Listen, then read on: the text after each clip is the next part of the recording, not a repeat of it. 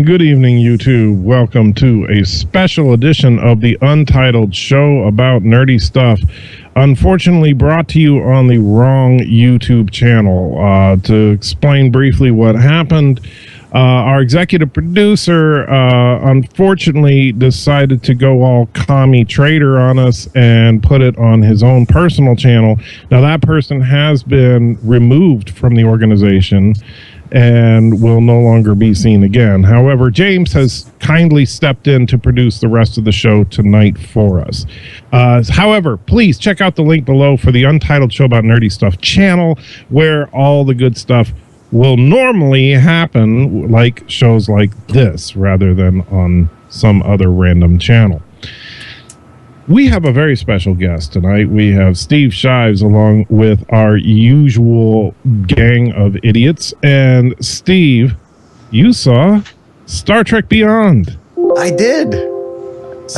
I saw it this morning with the old people. Excellent. And so we're going to, as per usual, we're going to start out with a quick little, give a real brief review of what you thought of the film. Give it a grade out of 10. And Steve, you are our honored guest, so you get to go first. Well, I have to say, generally speaking, I really enjoyed it. I thought it was a pretty strong movie. It was better than I thought it would be. I know a lot of expectations going in with a lot of folks, especially a lot of Star Trek fans, were kind of low because people weren't really blown away by the trailers or by the director or even by like the title. But I thought it was a pretty strong movie. I had a really good time. I thought it had some really cool, sort of references and callbacks to other parts of Star Trek. And if I had to give it a rating out of 10, I would probably give it a strong 7. I think it was a really, really solid piece of Star Trek. So there you go. A solid piece of Trek. Yes. Now, Tim, you are yes. The lone wolf of the group because you are the one person on this group who does not particularly care for Trek overall. I don't dislike it. Right, but Steve, myself, and Andrew are all fans of Trek in one form or another, while you are not. Correct. And so, Tim, give us your your objective, unfiltered, honest view of it. That's not, colored by rose-colored glasses like the rest of us would have. I would say it's standard summer action fare. The things that it gets right, it does extremely well. The things that it does wrong or does poorly, it does very poorly. There's a couple of things that just absolutely sent me into a fit of rage, but I'm going to give it a middle of the road. I'm going to say 5. So we got a 7, we got a 5. Andrew, you got to change this trend. You got to push it one way or the other here, buddy. Well, let me start by saying this. How long has it been since Star Trek 6? 25 years? Yeah. So why is it I can now watch Star Trek 6 and not notice William Shatner's toupee, and yet I'm watching this one, and the first thing that comes to mind is, what the heck is with Zachary Quinto's hair? Yeah. Yeah. But, getting back on topic, I actually quite like this. This had a lot of callbacks to the original series. It actually felt like an original series themed movie. Mm-hmm. With, action that's actually been updated to what they can actually afford now.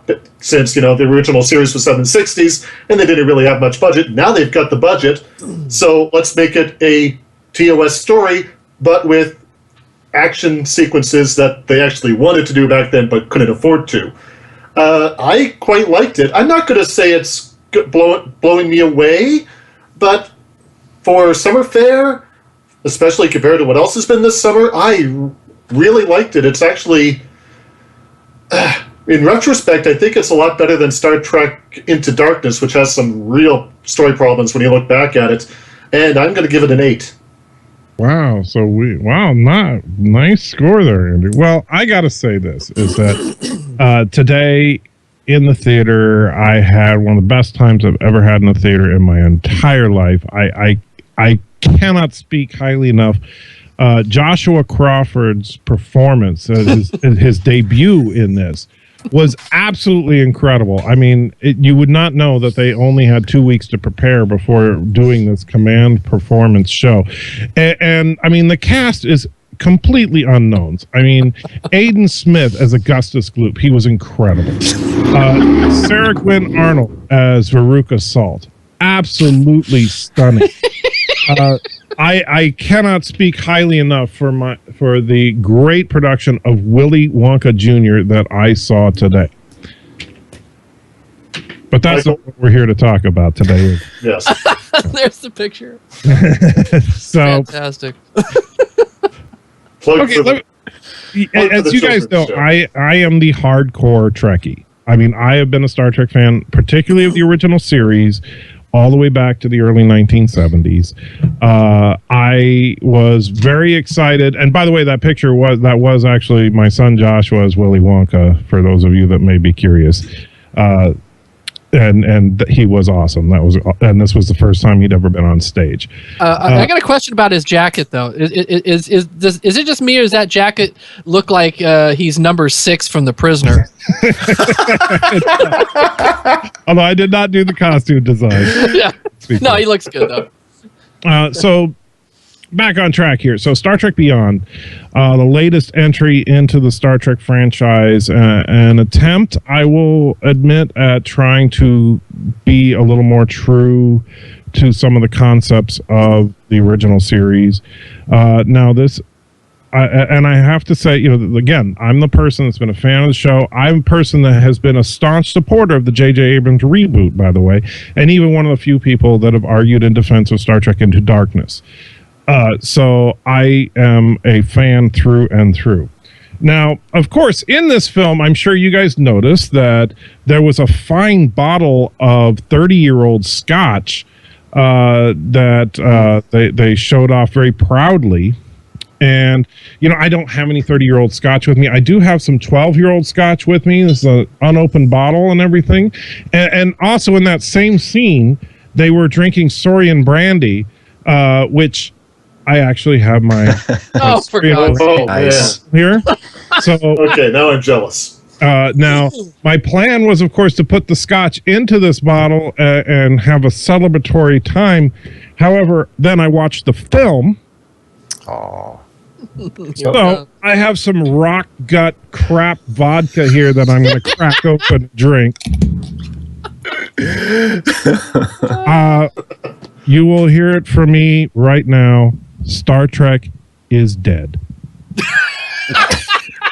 Wow. Good night, everybody. So he didn't like it. I detested this film. Now, I will say it did do some things well, and I'm not going to say it's a horrid film as a film. As a Trek film, it just killed the franchise, in my opinion. And I am now pouring some rock gut vodka drink for the rest of the show. I was really looking forward to having some good scotch. I really was. Well, I got to say, Andrew's the one with the really good stuff. He's got the Lagavulin. Yes. Well, I have some Lagavulin back there, but I just grabbed the closest one I could grab for demonstration purposes. Okay. Did it kill your childhood, Michael? Almost. That's the standard now. Oh, Did it wow. kill your childhood? Yes. Do you feel like your childhood has been raped? Here's the thing. And yes, I do feel like my childhood has been raped, because here's the thing. Okay. I understand there are a lot of fans of Trek that are a lot younger than you and me, Tim, such as Steve and Andrew. He's a wee baron. I'm a spry young 36. Yes, and James. Wow, I'm actually 3 years older than you. But here's the thing: most younger fans, and when I say younger, I mean 30s and younger, are primarily fans of Star Trek: The Next Generation, where the original series was this campy, silly thing that was in the 60s. People of my generation, of course, when we grew up, there was nothing else. There was only the original Star Trek, and this film felt like someone basically took some random plot points from about 5 or 6 original series episodes, then handed those random plot points to the staff writers for Star Trek: The Next Generation, then turned around and converted it back to Captain Kirk. This was the first halfway decent Star Trek: The Next Generation film. However, it was utter crap for Star Trek: The Original Series. And they shit on canon left and right. And I'm sorry, but Really? and I don't mean to be a canon Nazi. I'm not going to sit there and say, "Oh, it was different," because I was one of the big defenders of the JJ reboot. However, there are certain things that are still canon, and we will get into that a little bit as we move on. But we have to start out with it. We're going to go chronologically, and so I'll get to my really anger-inducing rages a little bit later. So I'm sorry. Yeah, I do need to give it a score. The problem is I know my score is biased on a personal, emotional level, but I'm going to be generous and give it a 3. Wow. Which is still better than I gave Ghostbusters. It's definitely not a contender for worst film of the year like Ghostbusters or Gods of Egypt, but I feel like I have been completely betrayed by Simon Pegg. Damn. Really? I do, because he's the chief writer. That's why I'm pissed off at Simon Pegg. By the way, it's not, we'll start out. Let's talk about the. So we've got two people who liked it, one who was kind of indifferent, and one who didn't like it. So we've got a show. Yeah, we're going to hate each other by the end. Let's talk about the giant gay elephant in the room. The giant gay elephant in the room being the Sulu gay reveal. Now, I was against it, but not because of any homophobia or anything. I was against it because in existing canon, Sulu was established to be heterosexual. And in switching it to him being gay in this alternate timeline basically means that in the Star Trek universe, you choose your sexuality, because in one timeline, the genetically same person is gay. In the other timeline, the genetically same person is straight. That's why I was against it. Now, was it badly done? No, it didn't bother me. I didn't really, as a sequence in a film, I didn't care. If you blink, you miss it, frankly. Right. Yeah. Exactly. And it wasn't, but I think that it would have been better, and I don't care what Simon Pegg says in his defenses of it. I think it would have been better if it was just random crew people, because to make it Sulu affects, canon, which is why George Takei was against it. George, Do you not care that it's an alternate timeline, a different? That's why it pisses me off. Is because remember, Sulu this is an alternate. But why are you assuming that everything's genetic though? No one has ever made the case that we're not going to argue about whether or not you choose to be gay or not. Gay or not. Sure. Who knows what changed when that ship came back? Who knows what in the environment, what affected everybody when it came back? I'm pretty sure that if a futuristic ship came back in time and changed the Korean War, I would not be gay. I'm sorry. I don't think that I understand what you're trying to say, Andrew, but maybe the reason I say genetic is Sulu is the same person that he was in the original timeline. He's just a person in different circumstances. Maybe Sulu. Exactly. Maybe the events of the new timeline caused Sulu to explore his sexuality a bit more than the original Sulu did in the unaltered timeline, and maybe the original Sulu was a little more fluid with his sexuality too. He just never explored it. Now new Sulu is like, you know what, I'm going to give this a shot. Really? So, and he kind of dug it. So good for him. So you think, Steve, that there could be a situation where, say, you didn't meet your wife and you said, you know what, Tim really likes me. I think I could try to do him right now. But I'm not going to completely rule it out. Who knows? Who knows what would be different if the past unfolded other than the way it did? I mean, look, for all we know, Zulu's former wife or relative of some kind who he met through the event, whom he met, was affected by the destruction of the Kelvin? The Kelvin. Yeah. Yes. Well, and the thing, like I said, I'm not gonna berate the point. I was against it, but at the same time, it did not affect my opinion of the film one way or another. Yeah. It's like 10 disagree- seconds of the movie. Right. I basically just agree with Rich Takei's point in that it was unnecessary, and it really was kind of pandering. If to say, oh, by the way, we're going to make this character gay, but we're just going to tell you he's gay, and then that's it.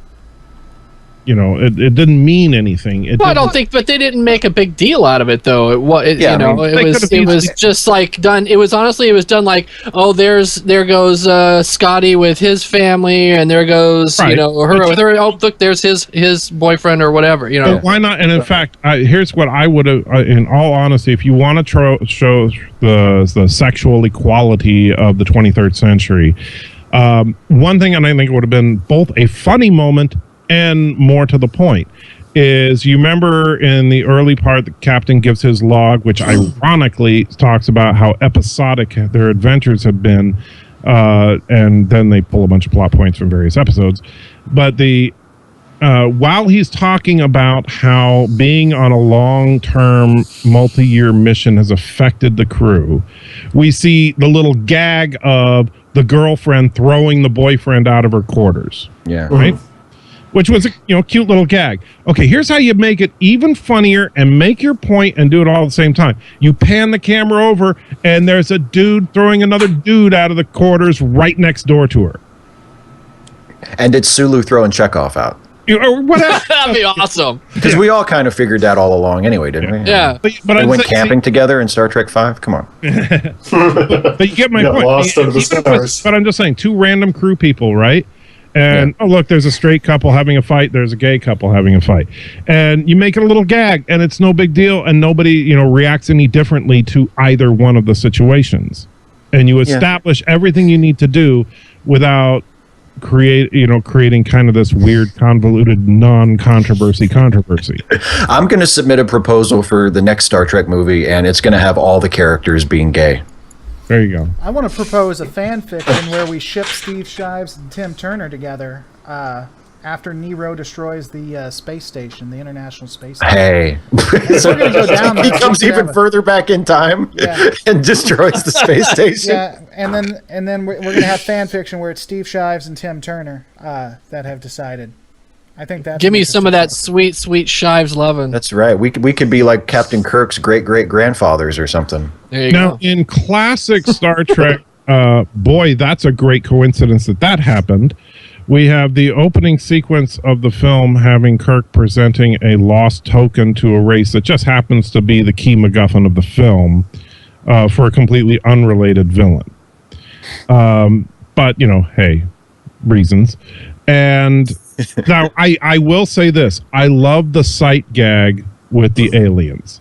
I love the fact that you were just assuming that thing was going to jump down and completely tear Kirk apart like a Gorn, and then you realize it's only about 8 inches tall. And the way they played Kirk's reaction was good, too. Yeah. Don't you mean kind of like stiffly dance around like a Gorn? Yeah. Lift that styrofoam rock. I love that. I thought that was a great gag. I really did. Yeah, that actually made me laugh. I really like that scene. It got a laugh out of me.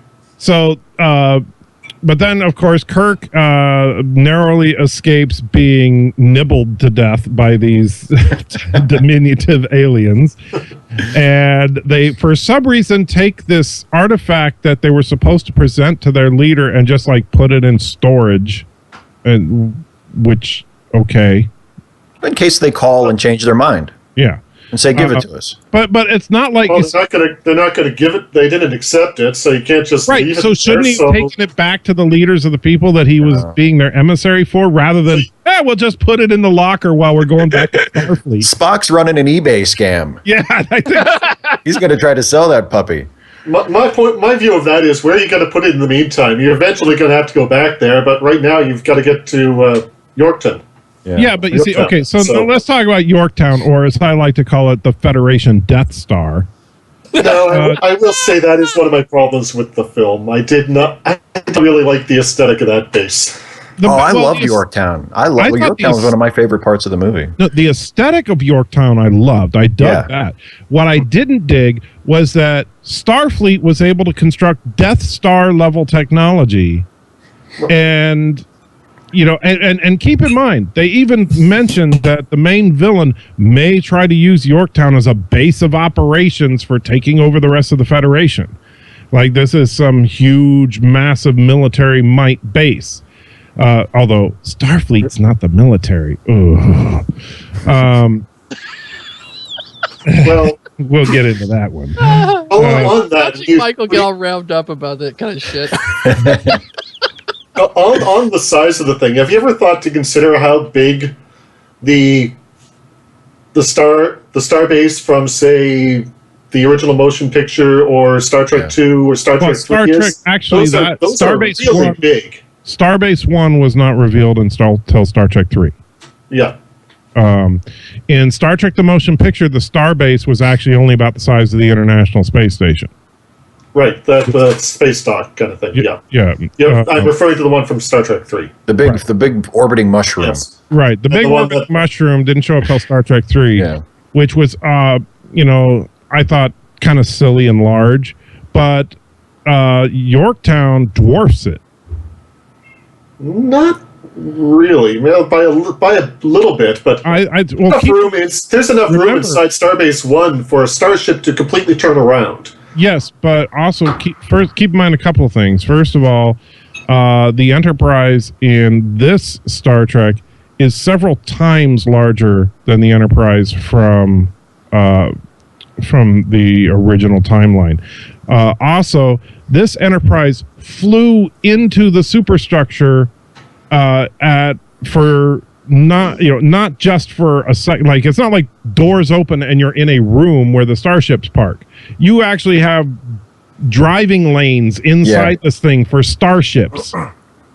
And so the starship drives up through a path to a specific dock for it to land on. And like, if you look at the picture of the Yorktown that James put up, there are multiple entrance points. It's not like the Enterprise went in the only spot you can go in. That's the dock. Remember I gathered there were at least 2 or 3 on the Starbase 1 as well. Well, at Starbase 1, we saw at most 3 ships. We saw the Excelsior, the Enterprise, and 1 other starship. But I'm just saying, I mean, the interior of Starbase 1 from the original films is tiny compared to the interior of this bubble. All right. This but bubble if the starships are larger, why is it a problem that the Federation can build something like this? I don't really see because the Federation are freaking gods. This is a problem that I have with some of the next generation stuff.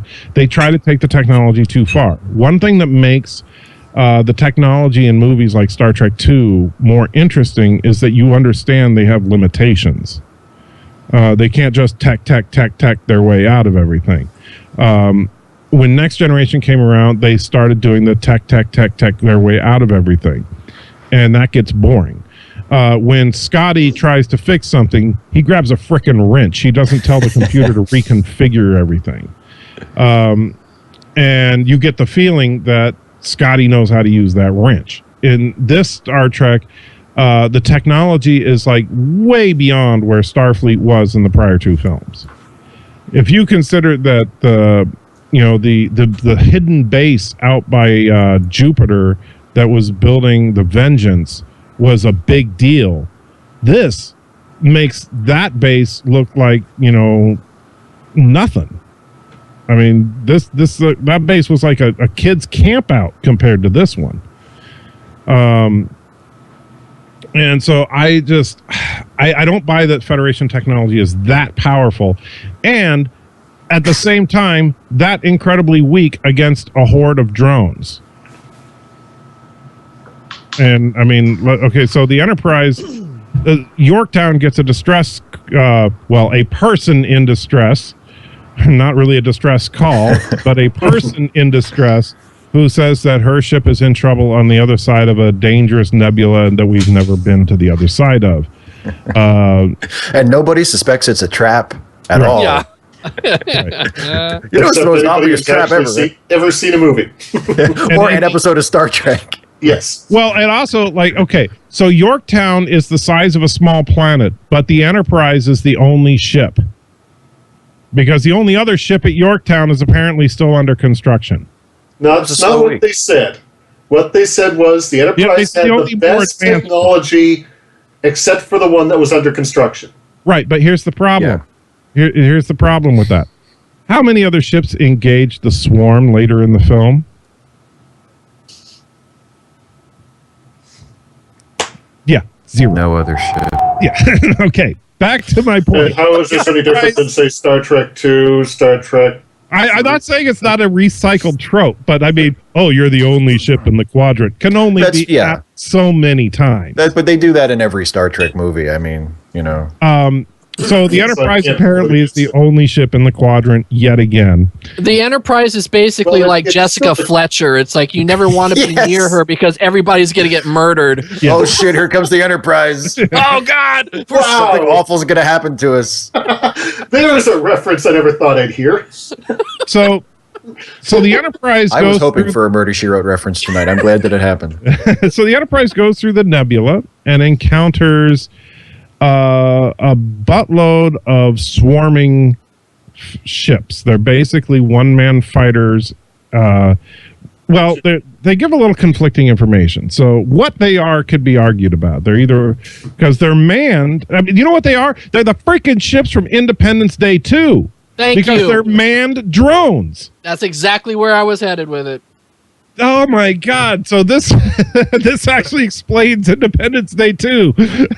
Yeah, I was like, nothing works better in science fiction technology than a hive mind led group. Yes. Yeah, I guess we kill the head of it, then it'll all fall apart. So it always works. I hadn't thought of that, but kind of think of it, yeah, that's kind of the case, isn't it? These are the exact same technology as we saw in Independence Day 2. Where for some reason you have where for some reason you have a bunch of ships that cannot function independently but have independent pilots in them. Right? Look, there has to be a way for the good guys to beat them. Well, yeah, I get that, but I'm just saying that okay, so the hive mind man drones completely kick the living crap out of the Enterprise. And I will say, again, another effective scene. When the Enterprise crew is struggling to keep things going, and you literally see the warp nacelles cut off the ship when Kirk is ordering them to go to warp speed, that was powerful stuff. Did you see people running around trying to fix the ship? And actually, Michael, I need to back you up a little bit here because we missed a little bit of the dialogue that happened on Yorktown. Oh, sure, go ahead. We had, on Yorktown, we get, well, first in Kirk's log, we get the fact that, okay, he's getting a little burned out with all the constant episodic nature of their exploration. Mm-hmm. And I actually thought it was kind of a neat little throwback that they had been on there for 3 years, which is how many years the original series ran for. I did like that. Then they get to Yorktown. We hear that Kirk is considering a vice admiral position, and at the same time, Spock has learned that Ambassador Spock has passed away, and that's when we got our first nod to Leonard Nimoy. Which, by the way, I will say this: as much as I hated a lot about this film, and I gave it a horrible rating, but I absolutely adored the way they handled Ambassador Spock's passing. And I got chills when we saw the picture of the original cast. Me too.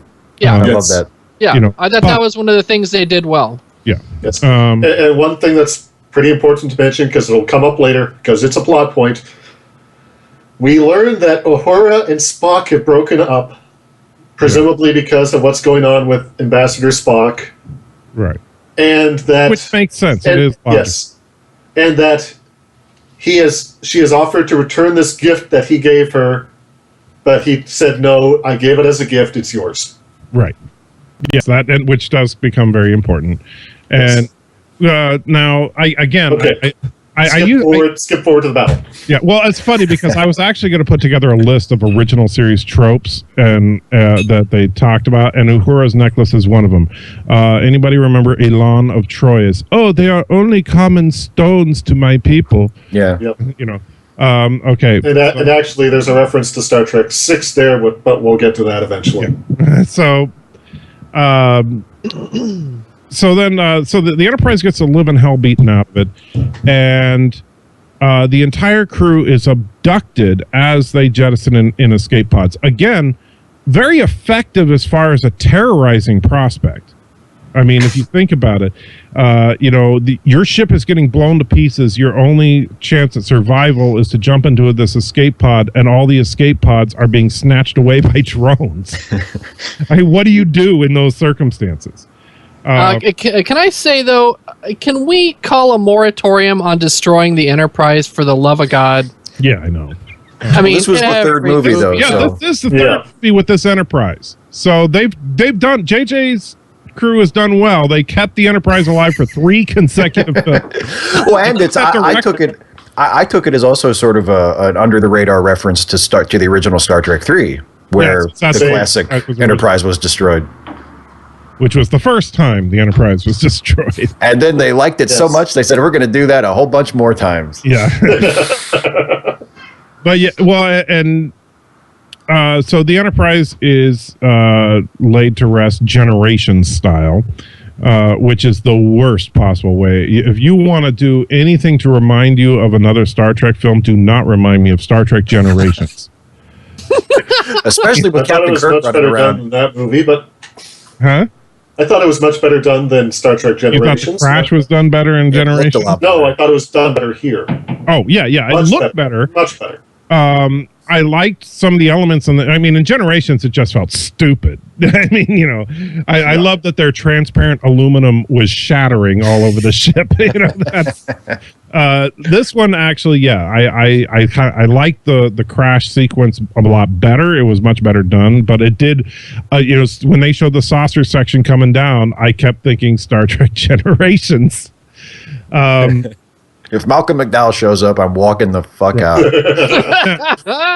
And during this melee that they have on the Enterprise, some of the ships have attached to the Enterprise, and there's an invasion force, and that's when we find out that they're looking for the MacGuffin. Yes. So and Kirk gets the MacGuffin and then hides it somewhere. I have to say, that sequence, while well done, the boarding sequence and all that, pissed me off, and this is a strictly unrelated personal reason, because I wrote a short story that I was trying to expand upon that eventually I wanted to produce into something real called Battle for Soul. And in Battle for Soul, I came up with this concept of ship-to-ship battles where you would launch torpedoes at the other ship that would penetrate the hull and then open up, and then people would come out of the torpedoes to hand-to-hand battle to take over a ship. And then they did it! Pissed me off. So even if I ever do that, they'll think, "Oh, you just copied Star Trek." Star Trek. But so I like I overall I like the action sequence of the Swarm versus the Enterprise. The Enterprise, you knew the second the Enterprise started shooting, you knew it was over. That there was no way. I mean, there was at least 1 million Swarm ships out there. The Enterprise would run out of power before it could possibly take them all down. Even though they were all the ones that they hit were instantly destroyed. There's just too many of them, which I did like that. Now, here's one thing I didn't like is that after the crash landing, most of the crew, of course, is abducted by the aliens, except for people who have a badge that says I'm a main cast member.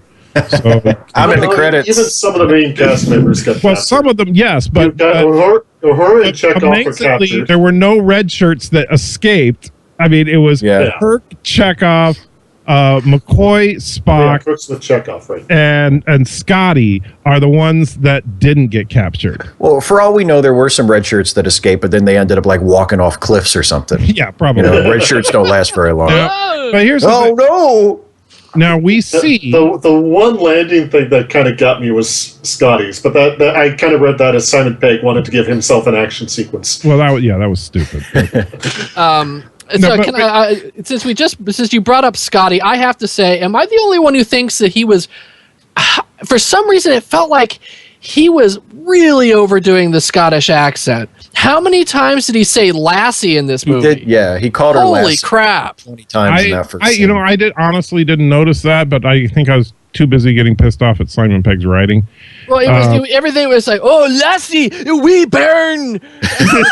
Holy crap, dude! We get it. You're from Scotland. You have to remember, I'm used to listening to Angus talking. Okay, here's I haven't heard Scottish yet. I'm used to Scottish people talking like that. I've seen here's the thing: we had Scotty. We got doing it that much. Scotty got ambushed, right? By some random aliens that we never see again and are never mentioned again, and then saved by the albino chick who, great, she was awesome and everything. And they find out that the aliens have this big base where they like to take people and hold them prisoner and all sorts of nasty stuff, right? Meanwhile, this is not 2 minutes after they just said they scanned the planet and there was no signs of life. Yeah. And so there's no life on the planet except for all the random aliens running around waiting to ambush people that crash. But other than that, well, they do that. The easy explanation for that, and I don't actually remember them saying that they scanned the planet. The easy explanation for that is that they were blocking it, just like they were blocking the communications. No, they said they scanned the planet. There were no signs of life, although there was subterranean activity. Which, by the way, who cares? Nothing subterranean happened in this film, so that meant nothing. So the subterranean thing was a complete red herring. It meant nothing. And there was life all over the planet. But apparently the Enterprise scanners were on the fritz that day. Yeah. The only thing I noticed about the planet stuff in the immediate aftermath of the crash that occurred to me when I was actually watching the movie, and it didn't bother me. I didn't really give a shit about this, but it's another trope, just like, the Enterprise is the only ship in the sector, is everybody crash lands on a planet from orbit, and they're all within like a mile of each other. Oh, yeah. Like Captain Kirk's escape pod crash lands, and he's within a couple of hours walking distance of where the saucer crashed. It's like, really? What if it was like 1,000 miles away? Yeah. So now, and boy. Okay, what part do you want to talk about, Michael? We're going to talk about the Franklin. Yeah. Okay. Actually, can we talk about McCoy and Spock Spock first? Oh, you want to talk about what part with Spock? The McCoy and Spock. Okay. Because they crashed together. They ended up taking over one of the swarm ships. Yeah, strongest part of the film was Karl Urban and Zachary Quinto and their time together as McCoy and Spock.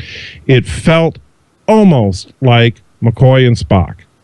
And I mean that as a compliment. I mean, I know that I've been very mean, but the fact that they came close to that kind of chemistry spoke volumes. That was good. It was good stuff.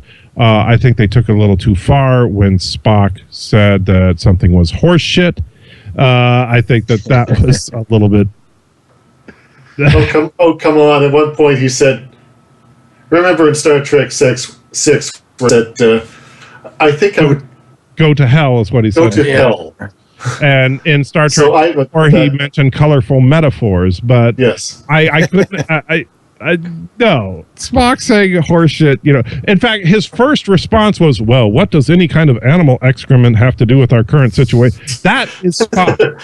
Okay, but them saying, "Oh yeah, you're right. Your theory is right that this is horseshit." What? But they kind of tie that into. Spock had been injured, so McCoy had to do some kind of emergency. I'm sorry, the term's escaping me. On the field medication. Yeah, he cauterized it. Triage. He cauterized it. Yeah. And then they're having a conversation. This is one of my favorite bits in the movie. They're having a conversation where McCoy is telling Spock. I can't remember exactly what it was about, but then Spock actually starts laughing. And McCoy looks at him and is like, Oh my God, you're delusional. Yeah. At first, well, and the thing is that at first when Spock started laughing, I was getting pissed. I was like, wait a minute. I know they're trying to make him a little more human than the original Spock was, but he wouldn't just start laughing. And then when McCoy said you're delusional, I was like, oh wait, blood loss and stuff. McCoy's actually right. Okay, I'm good with this. You know, And he got sprayed by a mysterious flower. yeah. So I kind of chalked up the horseshit line to he's still suffering a little bit of reduced control. I do think that the Zachary Quinto Karl Urban time together was the shining moments of this film. Overall, I did enjoy their banter. I like the fact that they came around and admitted their deep caring for each other, and then as soon as other people were around, they both denied it. I love that. That was so McCoy and Spock, and you can find examples of that from the original series. I had no problem with any of that. However, what I did have a problem with was the freaking Kelvin, or not the Kelvin, the Franklin. Let's talk about tech, geeky tech stuff for a moment. I actually asked Tim to do a little bit of research for me because I couldn't recall a certain piece of information. Don't say what it is yet, Tim. But I couldn't recall a certain piece of information, but I thought that it was going to fly and spit in the face of all canon and all things Trek. So I actually asked Tim to purposefully observe a particular piece of information from the film. Because I talked to him just before he saw the film today. And so let me break it down for you. As much as some people hate the show, Enterprise is Star Trek canon. And there are some things in Enterprise that are good. Not awesome, but good. There's, I don't think Enterprise was their strongest show by any stretch. But I think that they had their good moments. I think season 4, if season 4 were season 1, Enterprise would have been remembered as a great show. Now, for those of you that don't remember the basic premise of Enterprise, Enterprise is the first Warp 5 capable ship. Enterprise is the prototype for all future starships. Enterprise was the great first adventure. Now, they actually named the class of ship after the Enterprise being the first one, called the NX class. And as such, the Enterprise's registry was NX-01. The second Warp 5 ship ever made was the Columbia NX-02. Now, I know I'm getting into some heavy-duty geek canon stuff here, but you'll understand why in just a moment. The Franklin... And I know where you're going. Yeah, the Franklin is the first Warp 4 capable ship, which means that it pre-existed Enterprise. Which, okay, I'm okay with that, because obviously, even though the Warp 5 project was a big deal, and why would they be making a big deal out of the Warp 5 project if they just finished the Warp 4 project? But whatever. Okay. I'm still on board with that. Tim. Yes. Could you please tell me what the registry of the USS Franklin is? It's the NX-326. So apparently, before the NX-01 was constructed, they had built at least 326 NX-class starships. I knew you were up to something with that. And now, and I thought I was a Star Trek nitpicker. I actually noticed that too, but I have what I noticed. I noticed the registry and it looked a little weird, but I caught the Warp 4 thing, and I thought it wasn't Enterprise Warp 5. Well, they did mention that this ship predates. Archer, because they mentioned that the captain, whatever his name is, that was the captain of the ship, fought in the Xindi and Romulan Wars. Xindi War we saw in the Enterprise series. Romulan War we know takes place after the Enterprise series. Balthazar Edison Yeah, Captain Edison. Thank That's you. a hell of a name. If you want, I mean, if you're digging for some way to reconcile the registry, maybe you could say the Franklin was an older ship that was brought back into service, and it was given a new registry when it was recommissioned, something like that. I think Michael, you and I are sort of opposites. I don't give a shit about canon. Like, I could not care less about it at all. So I dare you. I did, and Tim too. I just don't care. So I noticed it and I made a note of it, but it didn't affect my enjoyment of the movie at all. I've always said, and I've blocked Enterprise from my mind after the first season. I didn't watch it after I think halfway through the first season or so. So it lost me after it wasted 2 episodes explaining why the Klingons had smooth heads when I could not have cared less about that. I didn't like Doctor. that. There are some. I have one word, 2 words. Yeah, dear Doctor, right there. That's not a great episode, is it? I'm not saying. Saying Enterprise was, I said the season 4, season 1, Enterprise would have been a great show, but unfortunately, season 4 was the last season. Yeah. But I'll have to catch up on seasons 3 and 4 at some point. But you really should. I mean, because season 3 is the Xindi War that they mentioned in this film, and season 4, which, by the way, no other ships fought in. Just so you're aware, some war. And in fact, the Earth by season 4 had built all of 2 starships, the Enterprise and the Columbia. That's it. That was the entirety of their NX project. So here's the thing, Steve, I've said this many times. I know Tim and Andrew know I say this all the time. In science fiction, you can do whatever the hell you want as long as you follow the rules established by your own universe. Yeah. And I believe in that wholeheartedly. And Star Trek has gone through a lot to set up a universe. I mean, let's face it, it's been around for 50 years as of today. Yeah. I don't know if you guys realize this, but today is the 50th birthday of Star Trek, which is a great day for the movie to come out. Too bad it's a abortion. I'll drink to that. Yeah. Happy birthday, Star Trek. I think we can all agree to that. With your X-Men Apocalypse cup. You poser. Possibly. You know what? I asked. Just so you can see, I have the Star Trek Collector's popcorn tin. They did not have cups. Oh, damn it. But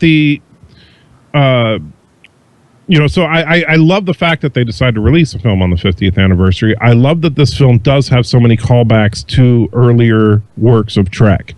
However, I do not like the fact that if you're going to bring in something like this, because obviously you're going to use the NX class of ship, because that's a callback to the very beginnings of the Federation. I'm cool with that. Make it the NX-03, the NX-5, whatever, and make it, you make it a little bit more advanced than Enterprise was from Archer's era. Make it the first Warp 6 ship. Don't try to predate it and then put NX-300 and whatever on it. That tells me that you're pandering and you don't really care. That's the problem.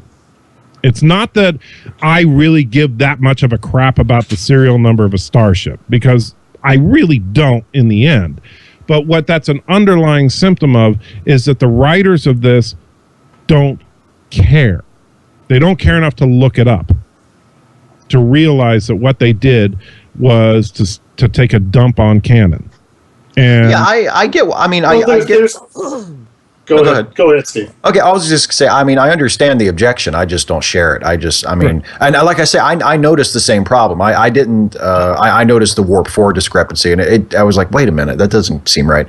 But like I say, it didn't affect my enjoyment of the movie at all. I mean, I've overlooked even greater,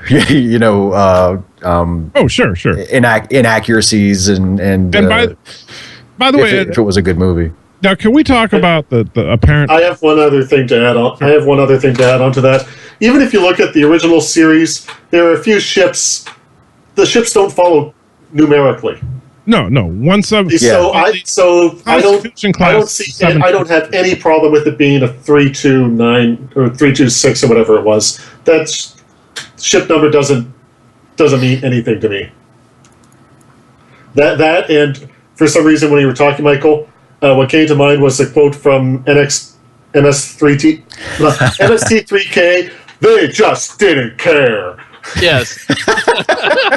Yeah. And James, you wanted to say something about this? Well, I mean, without having seen it, but I have a question. Is there any indication that the 326 means that there's 326? Could it mean something else in this timeline? No, well, it only means that, if you follow remember, the Enterprise canon is unchanged by the Kelvin incident, because Kelvin happened after Enterprise. And so what happened on the on the show, Star Trek Enterprise, happened exactly as that show is in this timeline. The first NX class ship was the Enterprise NX-01. The second NX class ship was the Columbia NX-02. This ship is the NX-328, but it predates both of them. And so it doesn't make any sense. So I do have a follow-up just out of curiosity, Michael, if you don't mind me asking.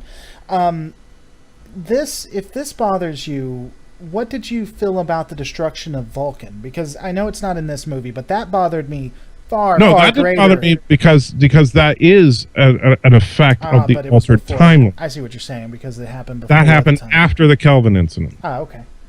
Anything that happened before the Kelvin incident is unchanged in Trek history, and I know I'm showing my geekiness here. Look, I literally within arm's reach here. For all we know, Zulu's wife from the original timeline was on Vulcan. I have there you go. A original Enterprise. I have right here my Enterprise B. This is not the Excelsior. This is the Enterprise B. So, I mean, I am a hardcore. I love Trek. And I've got a few models as well. They're just in my other room. I actually went to see the movie with the original Captain Kirk, and when the Franklin showed up, this was the expression on his face. I took a picture of him. He was very upset. I'm Captain Kirk. Okay, now we're doing puppet theater with our memorabilia. But yeah, the Franklin. Now, can we talk for a moment about the fact, and James, if you don't mind, can you bring that picture of the Franklin back up? Because I know you guys probably all noticed it, but take a look at it when it does come back up in about 30 seconds in our time, assuming James already has it up. Now, the Franklin is a tiny ship. Tiny. And in fact, I don't know if you know this, any of you can look it up right now on Google. If you search for Popular Mechanics, actually got an official schematic of the Franklin in scale with the Enterprise.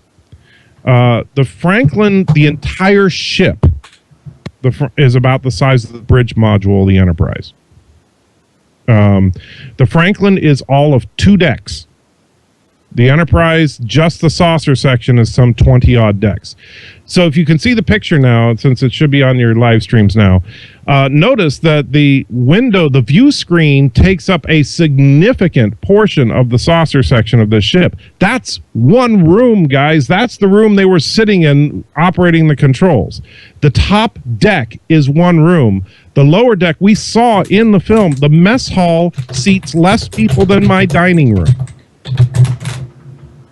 Okay, so this ship probably had a crew, and I've heard people speculating online, but this ship probably had a crew between 10 and 20 people.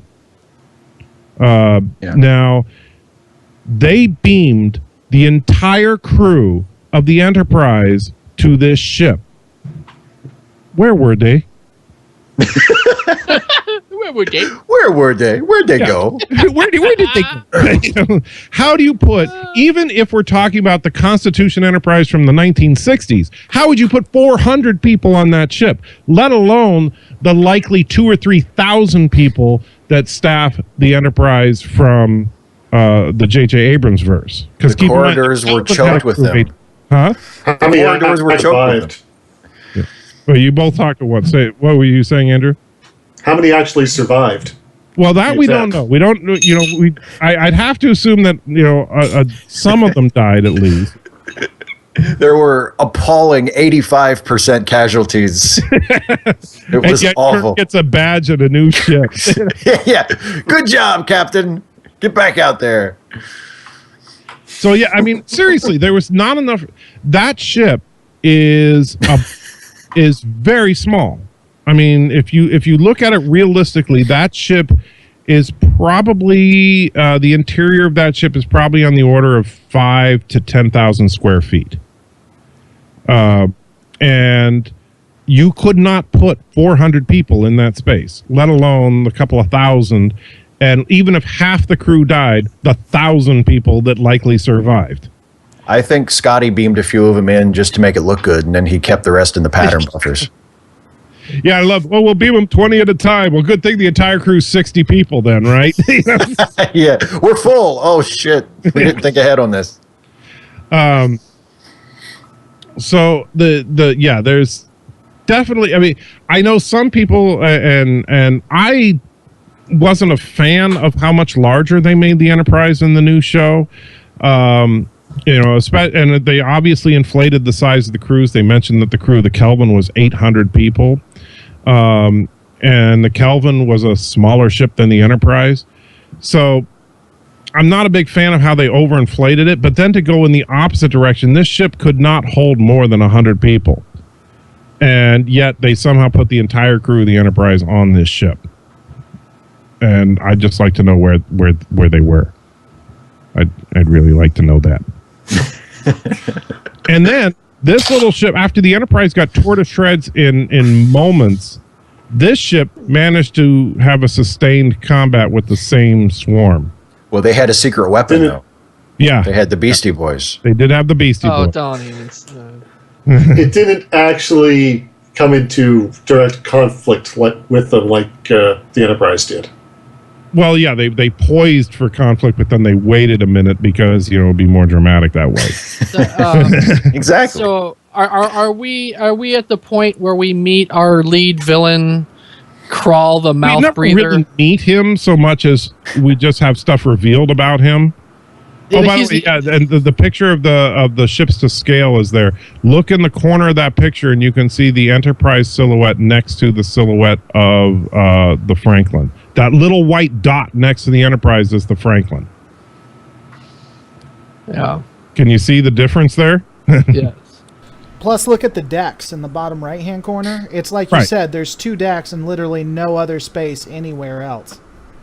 Yeah, unless you beam people inside the warp engines, Well, sorry, Joe, you're gonna have to be stuffed in there with the warp core, but hold your breath and pack them in. We got to get out of here. Yeah. But yeah. Thank you for looking that up, by the way, James. I appreciate that. So apparently, oh, by the way, here's one other quick question for you guys. So now, since we're getting into the big final climactic battle and we get to know who Idris Elba really is. Okay, so now we've borrowed from several other original series episodes in which a captain of a starship ends up stranded somewhere and becomes corrupt and tries to take over the galaxy, right? Never happened. Of course. At least he didn't make them all into Nazis. He did not make. Well, he's more like Ron Tracy, really, with the United States Constitution. But so we find out. Yes, this is yet another Starfleet captain gone bad, which tells me one thing. Boy, they need to work on their recruiting standards for psychiatric programs. They really do, because it's like everybody who's a captain except Kirk goes rogue at some point. And to think Roddenberry got pissed off at Harlan Ellison for wanting to have a drug dealer on board. Well, Christ. Yeah, don't get me started about Roddenberry. Oh, I know. I'm not a huge Roddenberry. But yeah, so we find out he's actually a rogue starship captain, and he was the captain of the Franklin, and that there's some technology that lets people live longer, apparently by absorbing their life energy. Okay. So I have a couple of questions. Maybe you guys can help me out with this. Now, we've already established that the entire crew of the Franklin couldn't be more than probably 10 or 20 people. So where did the hundreds of thousands of pilots for these drones come from? Good old-fashioned banging. Yeah. Yeah, they've been there for 100 years. They've been busy. Yeah. They've been getting busy. 100 years and 20 people. Huh? Captured and corrupted crew from other ships. There you go. Okay. Just like, And where just was like the wreckage they've- well, the problem is, though, is that they established that they keep taking these people and killing them all to absorb their energy. So which is it? Are they using them as slaves? They save or are a they few. absorbing their energy? save a few. Yeah, They're they save a few. multitaskers. Yeah, multitaskers. It's the vampire rule from Angel. You turn two and the rest is food. There you go. Yep. Works for me. Sorry, I don't watch Angel. Not that I've ever done that. Okay, so here's one. Not me personally. I mean, personally. I have one other question then for you guys to answer, since you guys are all defenders of this film compared to me. And if you can answer this film, I will change my rating. You might give it a 4. Yeah, I might. I might even give it a 5. Woohoo. Yeah, so this is going to be a genuine challenge. So we you ready for this? Sure. Okay. Go ahead.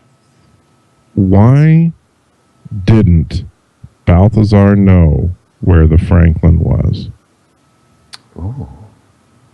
That's a good question. He hit his head. Remember, there's footage of them after the crash. Yes. So, Yes. Yeah. and You yet, didn't notice that for it just years, vanished? she's kept the ship hidden from him. Yeah. Yeah, I thought that too. Maybe he just didn't care. That's Maybe he kind of had- what I There was. was a That's kind of fully what I was functional thinking. starship on his planet. Well, but he had his drone fleet at that point. He was like, who Why would needs he the care? Franklin? Okay. Okay, then maybe you can answer this one for me. Why didn't he just attack? Why did he wait to get this biological agent that he would have to infiltrate the base and release when he had a drone army that could completely overwhelm the base? Yeah, If it wasn't almost for seemed the- like he didn't need it. he didn't need the biological weapon at all. He could have used the drones to just attack. And I mean, look what they did to the Enterprise. Well, but I think the idea was he could use the bio weapon and it would kill all the people in Yorktown, but it would be like a neutron bomb. Like it would leave the structures and the technology intact so he could just move in. Exactly. He wouldn't have to destroy Yeah, everything. but remember, he's a crazed, out for vengeance type. It's so So can we talk about But now that we're two things there. We're in MacGuffin territory, so got to get the MacGuffin, and I do get the impression that he wanted to more strike fear into the Federation once he realized he could, as opposed to Yes, but he said that he spent multiple lifetimes, and we know he's been there since Sure. at least the days of Captain Archer. Yeah. So he Yes. spent multiple lifetimes looking for this artifact that he knew for a fact that they just threw out into space, which means that their odds of finding it were almost zero. And meanwhile, he had an invincible army of drone ships.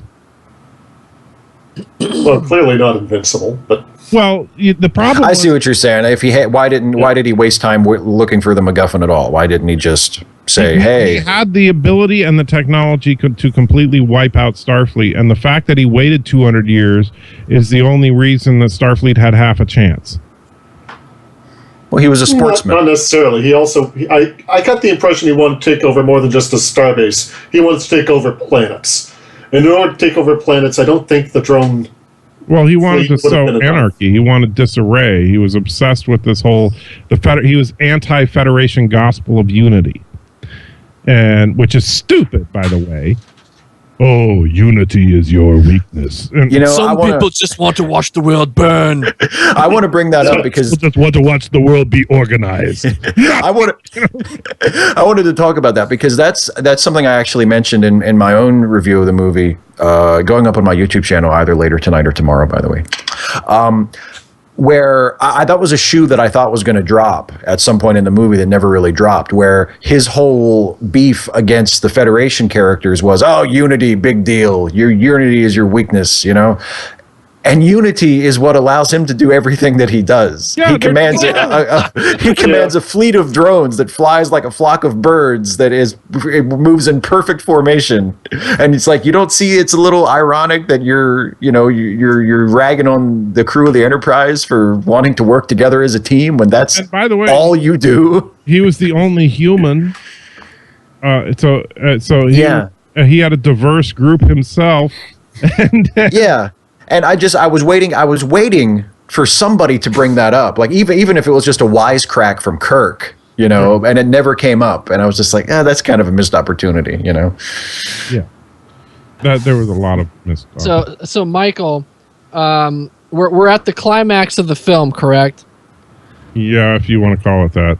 So we're now at the part that made me want to tear my seat out and throw it at the screen. Are you not a fan of the Beastie Boys? What's that? You're not a fan of the Beastie Boys? I enjoy the classical song. music.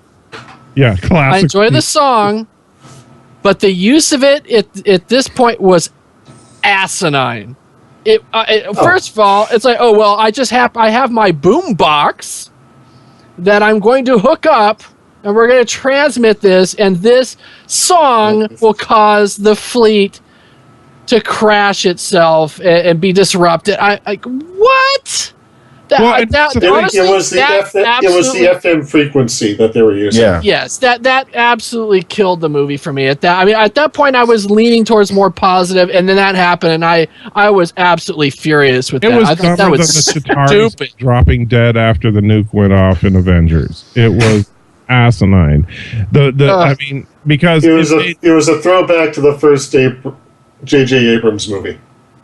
Yeah, and can we get rid of the goddamn motorcycle, please? Holy crap. I didn't mind the motorcycle. I didn't mind the motorcycle. I just thought that it went on a little long, and I started to wonder, why they couldn't come up with something else for Captain Kirk to do at the climax of the movie. It's like because when he showed up in it, I was like, okay, that's why they had the motorcycle, and it was kind of cool. And then he just kept doing it, and that's all he did. Actually, it did go on a little long. Yeah, what pissed me off about the motorcycle run was I thought it was all right to a point. They get drug on. It was like the pod race from Star Wars. It's like, ooh, cool. But can we cut it down a bit? Nothing's really happening. Yeah. Now, when he did the whole thing, driving around the group and releasing that smoke that solidifies that the girl used as a trap, I loved that. That was a clever idea. Yeah, that was. I was like, why the hell wasn't he doing that all over the compound? Yeah. Limited supply. Yeah. There's only so much you can carry on a bike. But that would have made more sense as if Kirk was doing that. Throwing up these walls everywhere to try and get the crew to the transporter site and stuff. But instead, they just did the one time right at the end, and it didn't make much sense. But I can accept that because remember they have this technology that holographic technology, so they can't tell which motorbike is which. Right. But as soon as he starts releasing that cloud, they can pinpoint where he is and start shooting him. So he has to use it for the last group. Because presumably he was going to go out with the last group, so he's going to put up this shield around them so he can then get in by himself some time to get in there before they start shooting him. I just wanted to question about the motorcycle, though.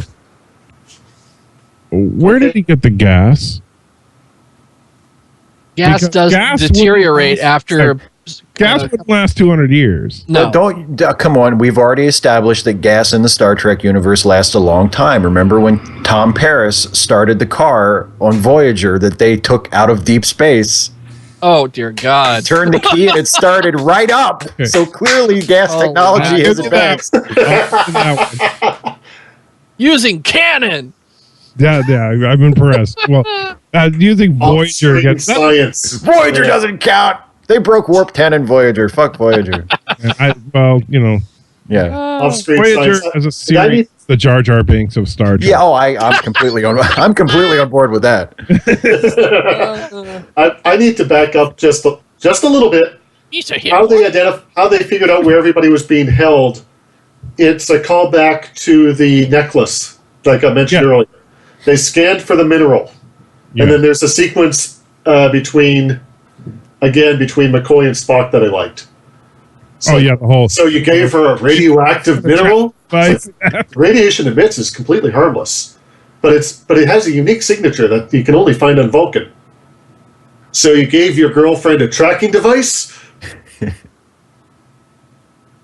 I did not consider it in that manner. Or something like that. Sorry, Mr. Again, Jackman. the Krall, which I like that again because it's another callback to Star Trek 6. Yeah, the Carl Urban, Zachary Quinto's banter was awesome, and in fact, I'll tell you probably my favorite moment, as far as just a moment that was so in character, was just a simple line. Oh, you've got to be kidding me! And you knew when they were trying to get Bones to beam back onto one of those. I'm not going to die alone. Yeah.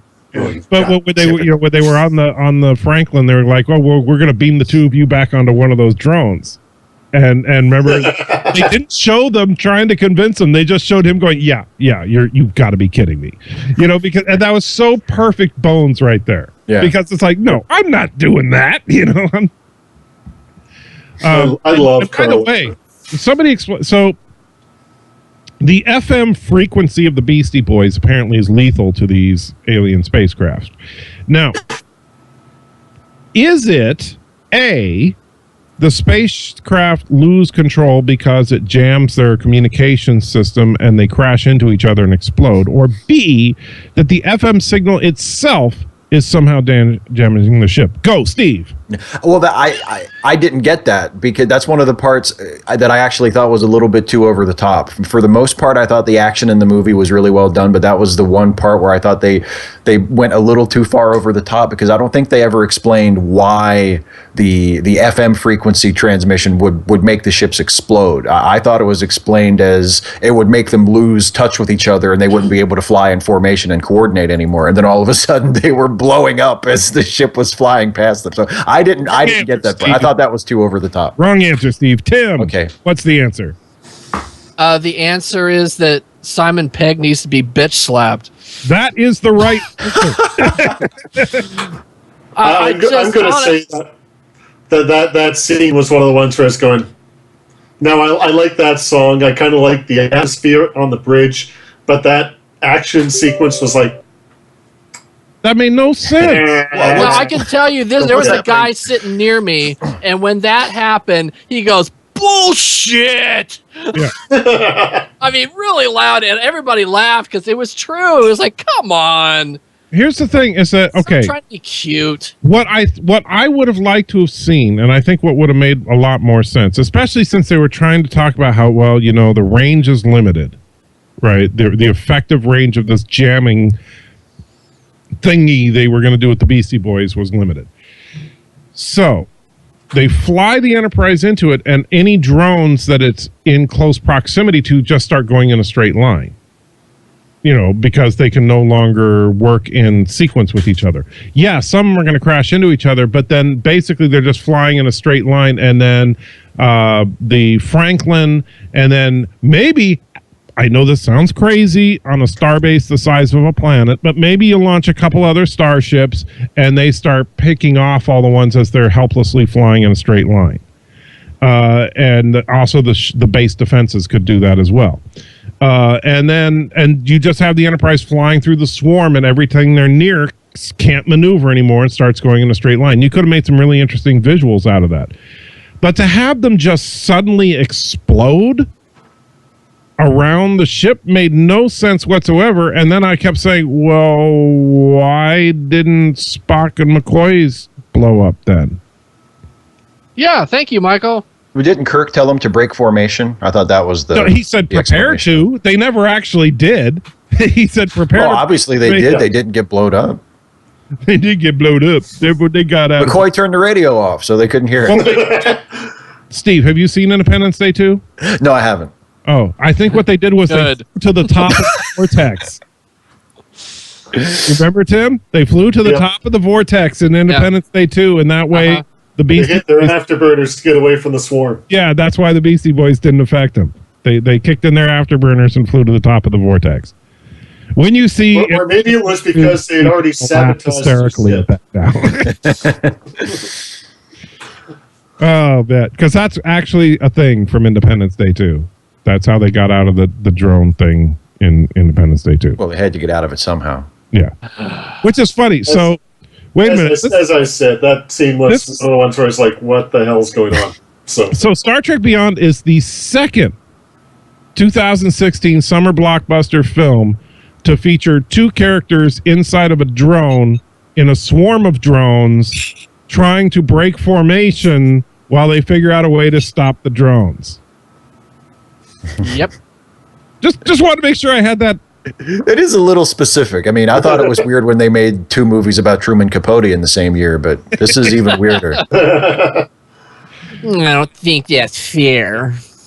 Yeah, because Independence Day had a large octopus-like monster in the middle, while this one had Idris Elba. I'm Lionel Twain. And the 2 Truman Capotes are arguing about the movies now.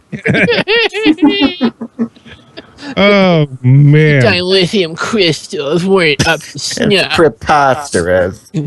Yeah. So then, so after all the drones miraculously blow up for no apparent reason that is at least established in the film, Idris Elba and 2 other drones, and of course Spock and McCoy, who are the only ships out of these millions of drones, are the only ones that survived.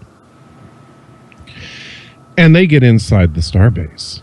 And thus starts Justin Lin at his finest Fast and Furious Starship Edition, chasing through a starbase with drones and a starship. Tim. Yes. Tell me about the awesome action that was the flying under the water sequence. All I can say is I kept expecting Vin Diesel. I actually saw a trailer for the new XXX film when I went to see this. Yeah, we got that one too. Yeah. I didn't. Don't you threaten me. I like the fact that in that trailer, his one line really in the trailer is, I could do that. It's like, okay. You're supposed to make me excited that he's in the movie again, right? I'm not feeling it. That's one line in that damn trailer. Yeah, I agree. I think you're right. We're getting a little off topic with the trailer. Yeah. Okay, so I thought it was absolutely preposterous. And I like they're like, oh, did they clear off everybody from from that street or where whatever? would they go? Also, it comes up out of the water, crashes on that boulevard, and by the way, the next shot completely dry. The whole street completely dry. Also, who was it? Chekhov and Kirk, after tumbling down the hill and all that mess and shit, they come up completely clean. No dirt on their uniforms at all. So Idris Elba is one of those people. Is flying this drone at, I don't know. I mean, they don't. It's hard to tell for sure, but I'd say probably at least Mach 1. Wouldn't you say? That's Sure. a fair assessment. I mean, they were going pretty fast and slammed directly into the hull of the Franklin, and he survived. Inertial dampeners. He was wearing his seatbelt. It's very important. Right. Inertial dampeners. Yeah, inertial dampeners. And by the way, they couldn't scan for him. I mean, granted, if you want to say the Franklin scanners sucked, what about Yorktown scanners? They couldn't have scanned for him? Anybody? Nobody asked. They forgot. Oh, they forgot. Okay. Captain Kirk didn't ask. By the way, when I mentioned earlier that most of my issues with the film have to do with this final action scene. So okay, so Idris then we're going to be agreeing a little bit more here. Yeah. So Idris is apparently attempting to get his biological weapon into the ventilation system. I mean, what is this, Die Hard now? He's trying to the ventilation system of a planet-sized starbase to release a toxin. And there's only one on this entire... Apparently there's a central ventilation system that is also tied to the central gravitational system. And so Kirk's idea is to turn off the gravity because then gravity will be off. And... okay, why was he trying to turn off the gravity? Can any of you? I'm offering a point here. I'll go to 4 at least. If you can give me a reason that he wanted to turn off the gravity. It's this last action sequence is kind of where I kind of went. All right, come on, you're making excuses, Andrew. Okay, Tim, why did he turn off the gravity? I have no fucking idea. Honestly, that whole thing made no sense to me. I was like, what? Wait, what? It's down to you, Steve. Why did they turn off the gravity? I don't know. So they could fly around in the slipstream. I don't know. Yeah, how were they able to breathe in the slipstream, by the way? They held their breath. Now, the slipstream, I think I could explain the slipstream. That wasn't before they turned off the gravity. What happened there was you've got that's kind of like the dead zones or the weird zones, because this is something I do remember from Star Trek Enterprise. Yeah. Where they had these weird spots on the ship. Yeah, because of the way artificial gravity works. Yes. There's always like little spots where the gravity is a little weird. I do remember that from the first episode of Enterprise. Right, so that's what I gathered. But that doesn't explain why they were trying to turn it off. Remember, everything is like upside down. This is what I was getting with I didn't really understand the aesthetics of this ship, because they've got different buildings going all towards the center, and that somehow, so gravity is kind of weird in the center, and that creates this slipstream. That's how I read that. Yeah. I don't know. I understand the opening the portal and jettisoning it off into space, but yeah, I agree with Andrew. I think this, for me, just as I was sitting in the theater watching the movie, this was the weakest part of the film for me. This was, and it never lost me. Like, I never was sitting there going, "Oh, I hate this," but I felt like it kind of veered off the road a little bit, and I was having Batman Begins flashbacks, and when you mentioned of course they have one, air circulator and one nexus for the gravity and this gigantic, biosphere in space. And I imagined like my least favorite part of the plotting of Batman Begins, which is Wayne Tower, which of course is the nexus for the fucking train and the water and everything. And it's like, how easy is this? And they even had Dr. McCoy doing the Jim Gordon thing where he's flying a ship around for half an hour, because they couldn't think of anything else to do with him in the climax of the movie. So just like they had Gordon, well, Jim Gordon can drive the Batmobile. Oh, okay. That'll give him something to do. And with Dr. McCoy, it's like, well, we'll just leave him in the ship for half an hour. So McCoy and Spock were in that drone, flying around at like Mach 10 for 30 minutes while Kirk was having this intense hand-to-hand battle, and they just couldn't figure out what the hell to do. Yeah, that whole climax to me is the one real part of the movie where you're like, yeah, that's the Fast and the Furious guy. It was seriously, because it was just constant, empty action with zero logic and almost no consequences of their actions, despite destruction. So I kept thinking, why aren't Spock and McCoy flying in there to help Kirk? Yeah. Yeah. Well, apparently because for a planet-sized space station, what you need for a central air conditioning system is about a 5-foot by 10-foot plexiglass box with 4 switches in it. That's what you need. It's 23rd century technology. Yeah, because in 23rd century, a 5 by 10-foot plexiglass box is your AC system for a planet. So Kirk and Idris, who is now magically transformed into human form, and look, all of a sudden he's got a Starfleet uniform, which made no sense because that was odd. Well, there was a very quick scene. Did he steal the Starfleet uniform? He stole the Starfleet uniform. Okay, I must have missed it. I must have blinked at that point. I did notice it was a red shirt. He shows up. That makes sense. Yeah. Because remember they show the dead guy as they're looking for him. Remember they show the dead guy. So that was one. Did the dead guy not have a shirt on? There. That's yes. Okay. All right. I'll give him the shirt. I'll give him the red shirt. Although, while I'm on my way to release this biological weapon, I need a fresh shirt. He was trying to go incognito. No, there he's thinking, I need to be able to blend in. Yeah, he's going incognito. After this starship just crashed into the side of the building, I don't think anybody's going to say anything if I'm wearing a red shirt. We're not going to set up an immediate containment zone around this starship to make sure that nobody gets ordered. You know, what happened to lock down the ship? He gave that order. How did he get out? He gave the lockdown order after he got out. Sure. My biggest issue It actually showed him away before the lockdown order came in.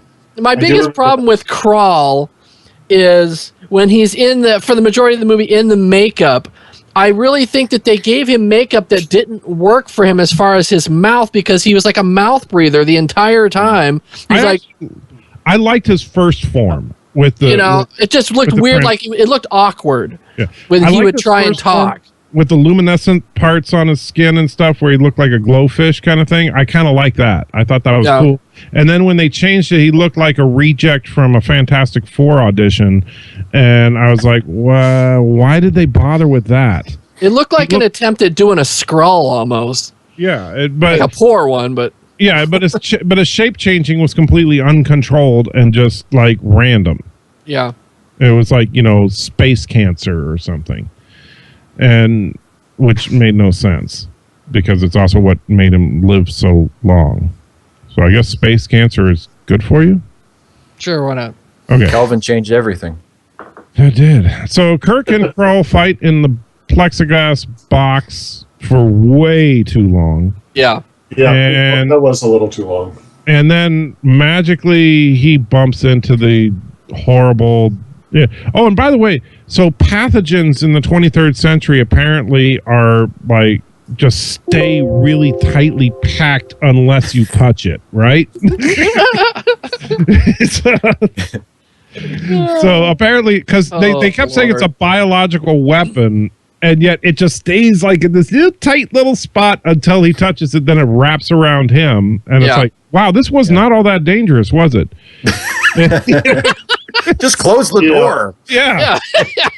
So then he gets under the door. He gets sucked out of space. And although, if I may posit something, my interpretation of that was once it was released, is because it was in zero gravity. Yeah. There was nothing to disperse it. You're right, because if you release a gaseous material in zero gravity, it doesn't disperse.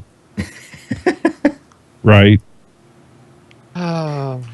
Well, it is staying close to the most massive object around.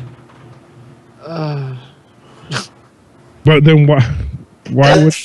Again, we're at the climax, which was where I had most problems. So, okay, so Krall gets sucked out of the space. Defending it.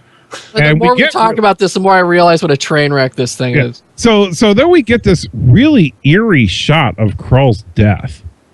I mean, his death was horrific. If you think about it, I mean, he was literally being eaten alive by this mega space pathogen, and watching his failure. While I mean, it was bad. That serves him right. He was a jerk. He was kind of a jerk. But well, you know what? The problem is that you could kind of see where he was coming. I mean, I know they were trying to make they failed horribly, but they tried to make a sympathetic villain. In that, like most Star Trek captains who get stranded somewhere, he went crazy, right? And then I realized, no. You see, I understand. People see, I'm seeing, trying to read too much into it, trying to think they're copying all this stuff. Because, he was there since before the Enterprise era. He was there all the way back to Warp 4 days. And they've never done that before. Except for in the original series episode when Zephyrin Cochrane had been living on a planet with an alien that was transferring energy to him for hundreds of years until Kirk found him. Oh, and that planet happened to be on inside of a very dangerous nebula. But that's just a coincidence. I disagree, Michael. My comic book says actually that. So, God, we are never getting laid ever again. That's why you shouldn't start the show till you're married, Tim. Yeah. Well, then I'd really never get laid again. So Tim and I are screwed, damn it. Yeah. Andrew, you and Tim, you might as well just go gay right now for each other, because that's the only way you're getting any. Give me some of that sweet poutine. That's right, Steve. Give me a high five there for the married geek. Cheese poutine. So after this horrific death, Kirk and company have a beer together and talk. Kirk, to celebrate Kirk's birthday. Yeah, because Kirk's gonna have a surprise birthday party, and You knew that was coming. That was Because foreshadowed. Really. to clarify, because we didn't really mention it earlier, when they're drinking earlier when Kirk and McCoy are drinking earlier in the film, it's to celebrate Kirk's birthday a couple of days early. which can I say one quick thing about that sequence? Thank you for pointing that out, Andrew. Actually, on that sequence, and this is where I get pissed off at Simon Pegg about the fact that I know he was trying to. It seemed like he was trying to pander to fans and make a good movie, and at the same time completely ignore all established canon and stuff. And it's like he was going out of his way to do this here. Somebody explain to me. I mean, I understand, Tim. You're the most non-fan of all of us, but if you were writing that scene where Bones was offering the drink to Captain Kirk, Sure. a nice 30-year-old single malt Scotch whiskey. What character would you say you swiped it from the Star Trek lineage of characters? That would be Montgomery Scott. Very good, Tim. You get a gold star for that. Montgomery Scott is not only Scottish, but in the original series and repeatedly as a kind of a running joke throughout all of Trek, has always been the heaviest drinker of everyone on Trek. Yeah. And he has always kept a huge personal stash, particularly of Scotch. And yet he swiped it from Chekhov. Can I explain that one? Or give it a shot? Okay, I'm all ears.